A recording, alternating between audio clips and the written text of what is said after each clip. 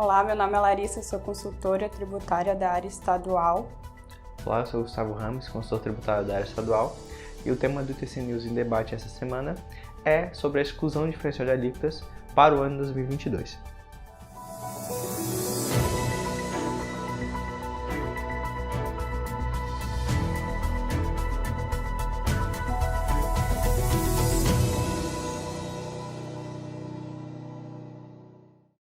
Então, antes de a gente começar a falar sobre a alteração que vai ter do diferencial de alíquotas, não é todo diferencial de alíquotas. E antes de falar sobre a exclusão que vai se ter, a gente precisa dar o contexto histórico do diferencial para a gente entender o porquê que vai ter essa exclusão lá para o ano 2022. Então, desde a criação do ICMS, lá na Lei Complementar 87 de 96, o diferencial de alíquotas ele não é muito bem explorado na lei federal. Só que o que acontece é que em todas as legislações de cada estado foi criado o diferencial de alíquotas, que nada mais é do que uma maneira do estado evitar a compra de outros estados. E para que isso serve? Normalmente é sempre quando o contribuinte faz uma aquisição de mercadoria destinada para o consumo final, seja ela para uso e consumo, seja ela para ativo imobilizado. Dito isto, onde o diferencial de alíquotas ele é mais quando se compra para uso e consumo ou ativo imobilizado, só que nas modalidades que tinham antes, quando eu vendia para outro estado, o ICMS ele era sempre arrecadado para o estado onde ocorreu a venda. Então, se fosse um contribuinte de Santa Catarina e vendesse para consumidores finais não contribuinte em outros estados, toda essa arrecadação do ICMS ela era devida somente para Santa Catarina. O que, na época, no contexto histórico que a gente tinha antigamente, fazia super sentido. Então, tinha um diferencial para ter uma melhor redistribuição, mas para não contribuinte, isso já não acontecia. Com o crescimento do e-commerce, as modalidades de venda pela internet, teve-se a necessidade de a gente reavaliar como era feita essa distribuição do ICMS. Fazendo essa reavaliação, foi visto que é necessário, nessas vendas para não contribuinte, foi visto que era necessário, que tinha estados onde faziam muitas vendas e estavam tendo uma maior arrecadação do ICMS, fazendo com que tivesse uma concorrência desleal. E para isso foi necessário ter uma alteração na legislação nacional, começando pela alteração na emenda constitucional. Exatamente. A legislação ela sempre tende a acompanhar o mercado, Então, com o crescimento do e-commerce, onde é feito várias compras pela internet, Então, hoje, por exemplo, uma pessoa física de outro estado, ela pode comprar de Santa Catarina, Então, a arrecadação estava ficando injusta, porque daí uma pessoa física de outro estado poderia fazer a compra e a arrecadação ficava totalmente para o estado de origem. E o estado de destino, que é onde está estabelecido o não contribuinte, ficava sem arrecadação. Foi aonde eles instituíram o convênio, 93 de 2015 e a emenda 87 de 2015. A emenda 87 de 2015, ela veio para estabelecer as regras, o percentual que teria que ser recolhido para o estado de origem e o percentual que teria que ser recolhido para o estado de destino. A partir de 2019, essa partilha não existe mais, mas em 2016, 2017 e 2018, eles foram acrescentando alguns percentuais para o estado de origem e algum percentual para o estado de destino de arrecadação. Por que isso? Para não dar tanto impacto para o estado de origem, Porque antes era, como você disse, era recolhido totalmente para o estado de origem. Para não dar tanto impacto, eles fizeram esse diferencial de alíquotas para não contribuinte partilhado.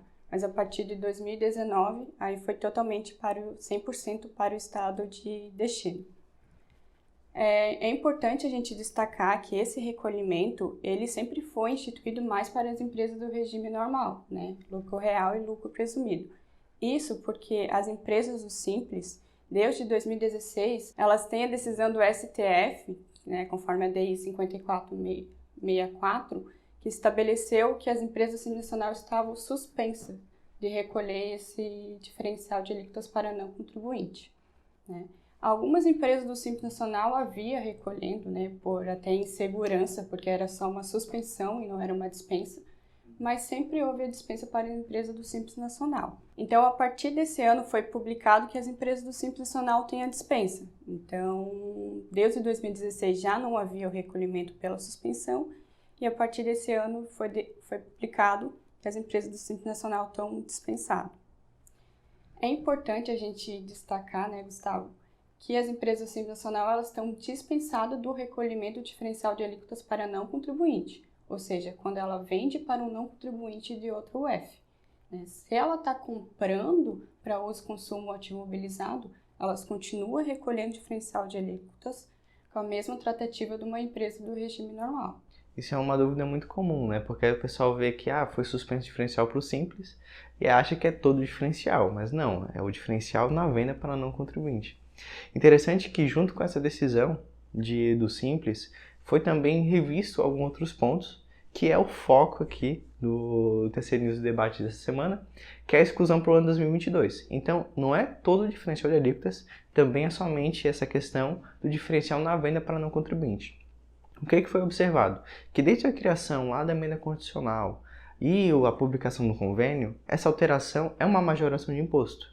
E como toda majoração de imposto, é necessário que seja publicado lei, que é o chamado princípio da legalidade, que não foi observado até então. Então, desde a criação, que iniciou em 2015, teve vigor somente em 2016, desde essa data não foi publicada nenhuma lei para colocar essa majoração de imposto. Então, o STF viu isso, reviu isso quando falou do Simples e também viu essa questão da legalidade. E ele falou que o diferencial de alíquotas hoje ele está ilegal, que precisa ter uma alteração na legislação para que isso ocorra efeitos. Apesar deles terem dito que era ilegal, eles botaram essa decisão para vigorar somente a partir de 2022. Só que, para acabar em 2022, somente se não fosse publicado nenhuma lei. Só que, até o momento, isso ainda não aconteceu. Tem projeto de lei para alterar ainda, já está tramitando na Câmara, só que ainda não foi publicado. Talvez seja publicado só no final do ano. Então, pode ser que ainda em 2022 tenha-se ainda essa cobrança. O que a gente deve observar, ainda que seja publicado até o final desse ano, temos que observar dois prazos, que é o da noventena e o da anterioridade. O da anterioridade é que sempre quando ocorre majoração por lei, pode vigorar somente a partir de 1º de janeiro do ano seguinte, que seria 1º de janeiro de 2022. E também 90 dias da publicação da lei. Então, a gente observa esses dois prazos e já colocando 90 dias, já no período de janeiro teria dias onde não haveria o recolhimento do diferencial. E quanto mais se demora, mais vai ter o período abrangido pelo não recolhimento. Claro que ainda, pelo que tem em publicação hoje, pode ter alteração, porque como está na decisão do STF, pode ser revisto, pode ser alterado, então tem muito ainda para circular, mas ao que tudo indica, pelo que temos hoje, se não for alterada a lei complementar, não teremos o diferencial de não contribuinte, tanto para quem é do Simples quanto para quem é normal, a partir do ano de 2022. Com isso, encerramos mais um ITC News em Debate. Não se esqueça de se inscrever no nosso canal, ativar o sininho de notificações. Obrigado, até a próxima. Até a próxima.